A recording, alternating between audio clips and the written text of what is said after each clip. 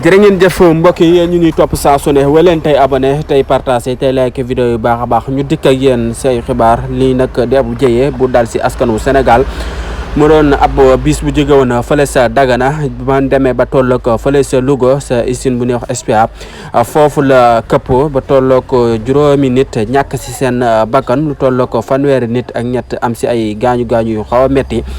boobule bis ma nga jóge woon fële sa Dagana ba mu ñëwee ba tolloog Louga fële sa tolloog usine bu ñuy wax SPA